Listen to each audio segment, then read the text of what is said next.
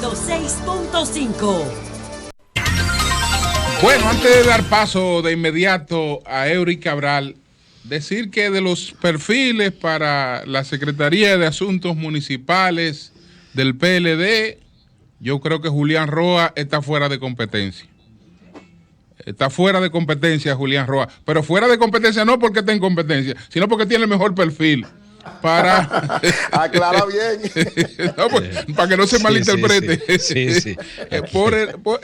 Yo creo que nadie tiene el perfil ahí que tiene Julián Roa, con toda la vida en la municipalidad, pero que se ha dedicado a estudiarla, a prepararse y a trabajar sobre todo. Es igual, Julio, en ese caso, igual. Entonces yo creo que ahí hay... en la Secretaría de la Juventud, ellos dos se parecen ahí. Tiene todo para ser el secretario de la Juventud del PLD, Yuri Enrique. En la de Asuntos Económicos, tú sabes que se había inscrito y tú Guarocuya. puedes ser secretario de culto del PLD. Guarocuya, no, Eury no es del PLD. Yo no sé del PLD. Él no es del PLD, Eury. Entonces, yo te promuevo a ti como secretario de culto. En la Secretaría de Asuntos Económicos, culto y brujería. sé que se escribió Guarocuya, que tiene realmente muy buen perfil, pero también tengo entendido que se va a inscribir o se inscribió, porque el plazo lo extendieron hasta mañana, hasta miércoles santo. ¿Quién se va a inscribir? Luis Reyes. Ahí se pone muy dura la cosa. Luis Reyes. Son duros los dos, pero Guarocuya... ¿Tú crees que Luis Reyes se va a inscribir, de verdad? Bueno. Está difícil entonces la cosa. ¿Qué cosa, Bueno. Luis Reyes ahí y Guarocuya. Entonces... choque de trenes. En la de organización, ahí está dura la cosa también. Pero es Miriam, no es Miriam. Ahí está dura la cosa. No, ahí está Miriam, que tú sabes que es el actual titular. Pero, Melanio. Que Melanio. ¿Quién más? Que Melanio deje a Miriam. Miriam ha hecho un gran trabajo. ¿Quién más? Bichara creo que nos inscribió. No, Bichara suena para vicepresidente. Pudiera ser. Bichara suena para vicepresidente. Pudiera ser. Pero vamos a ver entonces. Adelante, Eury Cabral. Gracias al Dios Todopoderoso, Jesús, mi Señor, mi Salvador y mi guía. Y como siempre inicio con la palabra de Dios. Mateo 6:33, en la nueva traducción viviente. Busquen el reino de Dios por encima de todo lo demás y lleven una vida justa. Él les dará todo lo que necesiten. Siempre buscar el reino de Dios y actuar de manera justa para tener todo lo que el Señor tiene para cada uno de nosotros. Miren, lo primero es, ayer estuve durante un tiempecito en la rueda de prensa que realizó la Junta Central Electoral para anunciar la eliminación de la legalización del acta de nacimiento. Un hecho histórico, extraordinario, valiosísimo, por todo lo que implicaba. Recibí algunas explicaciones, estuve reunido con Román Jaques, el presidente de la Junta Central Electoral, con Jorge Zulcar, el director de Relaciones Internacionales, que me dieron, como siempre, un trato muy especial. Y recibí información de lo que significa esto y de lo que fue digamos, era un proceso que hacía tiempo estaba por hacerse, pero tenía una serie de complicaciones y situaciones que, ¿verdad?, lo conllevaban, que había que derribar, que obviar, que saltar. Y gracias a Dios se logró. Esto había un plan piloto, pero evidentemente que eso va a dar resultados y que se va a mantener, porque ciertamente eso era un absurdo desde el punto de vista del funcionamiento institucional. O sea, te daban un acta de nacimiento el que tiene todos los datos del acta de nacimiento y tú tenías que ir a legalizar eso mismo que te ha dado el mismo que te dio lo que tú sacaste. Entonces, eso como que no tenía lógica. Eso era un absurdo. Y por eso saludamos esta decisión, lo mismo que una serie de planes que tiene la Junta Central Electoral. Reitero mi agradecimiento al presidente Román Jaques por el trato, la distinción en el día de ayer, lo mismo que algunos amigos que encontré. Eury, me confirma Luis Reyes que se inscribió. Ay, papá, bueno, ahí hay un choque de trenes. Aquí me envió la promoción, se inscribió para la secretaría. Ahí hay un choque de trenes, bueno. Sí. Pero bueno, vamos a esperar a ver qué pasa. Decía entonces que encontré también otros amigos que están en la Junta, como el caso de Rosalía Lora, que está trabajando allá en lo que tiene que ver con protocolo, y Alexis Beltré en comunicaciones, dos grandes amigos y hermanos. Y a propósito de Alexis Beltré, porque hoy hay un anuncio importante, estoy esperando que me confirmen, porque hay una rueda de prensa de la Cervecería Nacional Dominicana, junto con Acroarte, con la directiva de Acroarte, y esperamos el anuncio, pero quiero valorar todo el trabajo que en medio de la pandemia, en dificultades tan difíciles, en momentos tan difíciles, con tantas dificultades, Alexis y el equipo que la acompaña, mantuvo el funcionamiento de Acroarte en lo que implicaba y permitía, porque Acroarte es espectáculo, el espectáculo prácticamente se cerró en el año 2020 casi en todos los sentidos. Sin embargo, se mantuvo haciendo un trabajo de ayuda a los miembros en vacunación, en incluirlo en Senasa, en hacer encuentros con artistas para evaluar su situación, en dar orientación y apoyo a muchos cronistas que lo necesitaban. Es decir, se mantuvo esta gestión de Acroarte activa, militante permanentemente para sus miembros y en lo que se podía para orientación e información de lo que tiene que ver con el mundo del espectáculo. Y por eso reitero que hoy estoy esperando que me lo confirmen y ojalá podamos hablar con Alexis un poquito más adelante antes de que termine el programa, pero hay un anuncio importantísimo de Acroarte y la Cervecería Nacional Dominicana. La rueda de prensa debe estarse celebrando, fue convocada para las 10 de la mañana y estamos entonces en espera de la información para darla en exclusiva en el Sol de la Mañana. Miren, por otro lado, en el caso del Defensor del Pueblo, el PRM tiene una situación difícil, muy difícil y muy complicada porque quiere saltar la institucionalidad, quiere violar la institucionalidad. Como quiere violar la institucionalidad, está en una situación bien complicada y bien difícil. ¿Por qué quiere saltar el PRM la institucionalidad? Porque evidentemente, señores, si usted crea normas, formas de evaluación, usted tiene que llevarse de eso para tomar la decisión. O sea, ellos establecieron, los diputados, que es el órgano responsable de eso, estableció cuáles eran las normas para escoger el Defensor del Pueblo. Una evaluación, puntaje, quién está más preparado, quién tiene más condiciones, quién puede ser. Y Pablo Ulloa quedó en primer lugar casi con el 100% de la votación, 90 y pico por ciento, 94, 95%. Entonces, si ese fue el que sacó la mayor puntuación de todo, ¿por qué entonces usted quiere dársela a otro? ¿Por qué? Porque hay un acuerdo político, pero ese acuerdo político, ese salto que quiere dar el PRM de la institucionalidad tiene un problema serio. Y es que del otro lado, ellos necesitan, para la decisión, tiene que ser las 2/3 partes, 21 senadores, pero ellos no tienen 21 senadores, tienen 19. Le faltan los de la Fuerza del Pueblo, que tiene también un candidato. Ambos candidatos, los dos, violan la institucionalidad, pero están enfrentados porque PRM tiene un acuerdo con Fidel Santana y la Fuerza del Pueblo quiere a Henry Merán.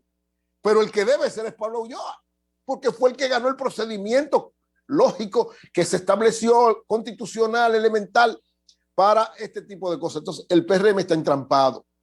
¿Por qué? Porque quisiera el acuerdo que tiene con Fidel, resolver con Fidel, que es una tremenda persona, lo mismo que Henry Merán. Pero evidentemente están violando la institucionalidad. Por eso yo reitero que Henry Merán y Fidel Santana deberían ellos dos decir, no, nosotros estamos de acuerdo que quien encabece la Defensoría del Pueblo sea Pablo Ulloa. Eso es lo correcto. Eso es lo que hace crecer institucionalmente. Yo no sé cómo ellos pudieran hacer otra cosa, porque la explicación que le dieron al país para lo de la Junta, el pretexto fue para lo de Eddie, que no podían inscribir a Eddie, ni lo inscribieron porque tenía militancia política. Merán es dirigente de la Fuerza del Pueblo. Dirigente formal de la Fuerza del Pueblo. Eso no está en discusión, que es dirigente de la Fuerza del Pueblo. Y Fidel acaba de renunciar para presentarse a esta posición. Es decir, evidentemente que también tiene algo que va contra la ley del Defensor del Pueblo en términos inmediatos.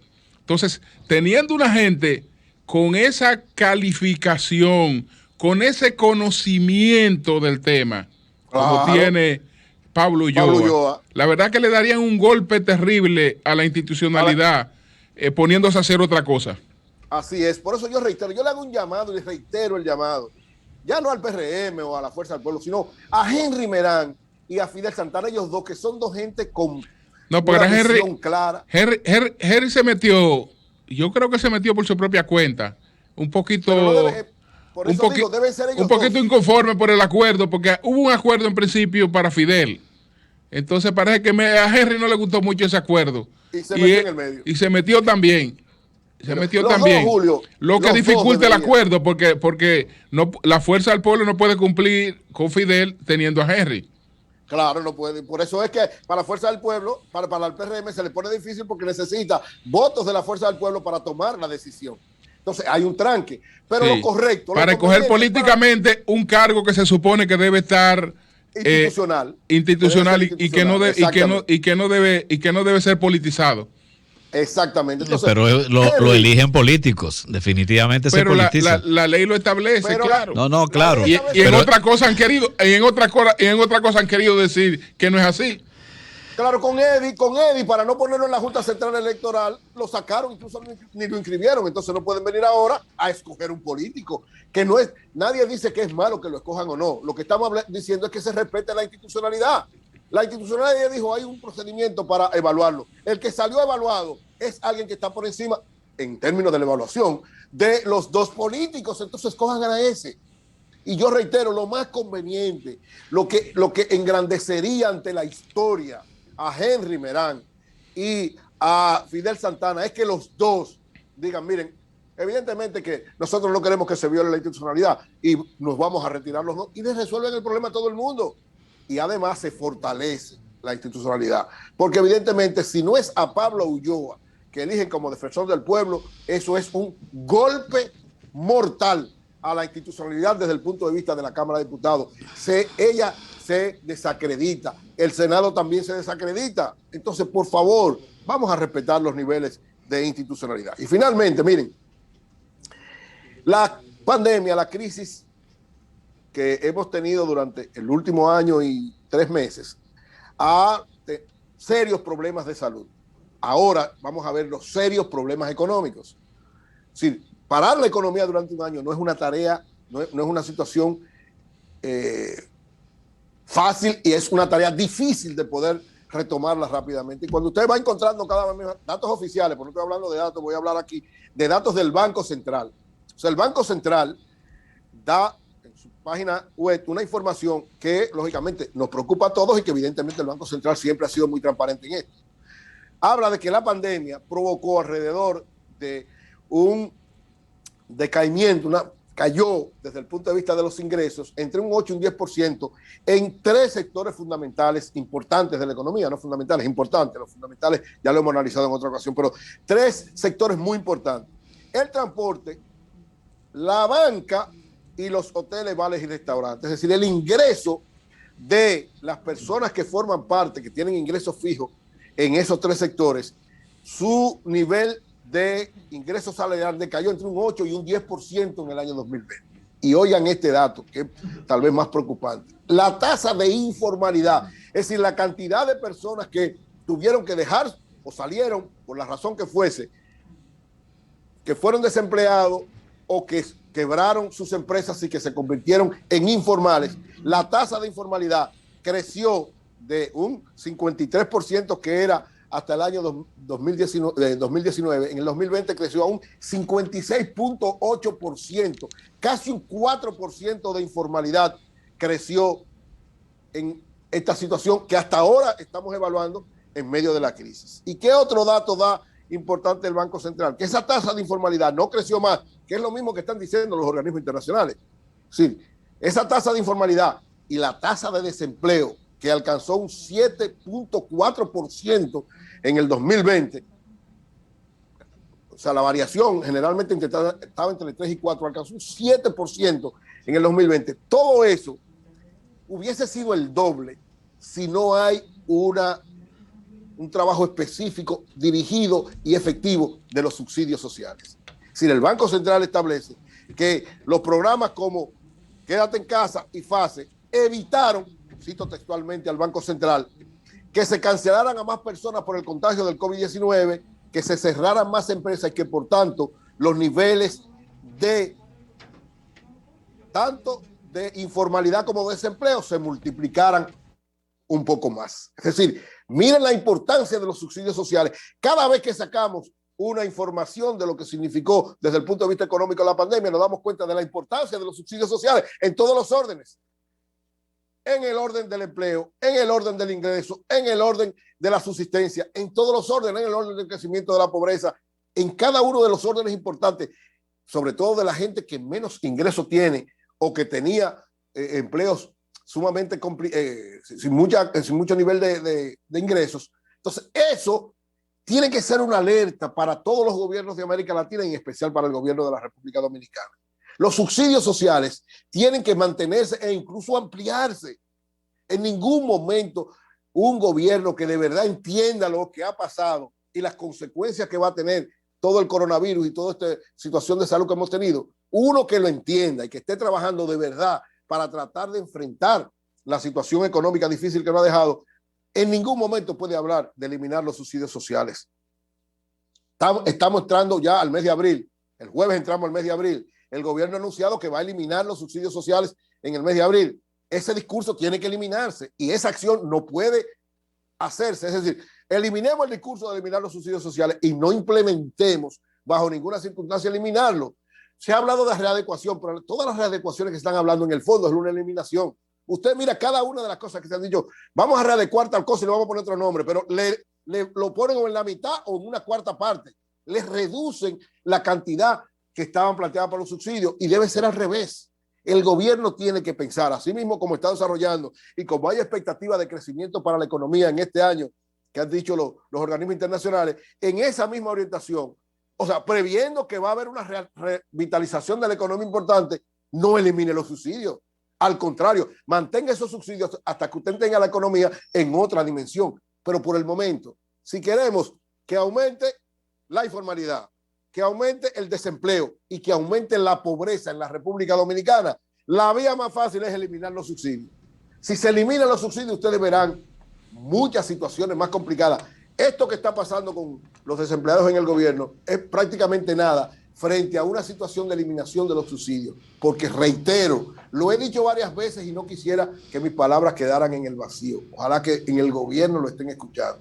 La eliminación de los subsidios sociales podría acarrear una difícil situación social y podría hasta llevar a una explosión que podría afectar la estabilidad política y económica de la República Dominicana. Cambio fuera.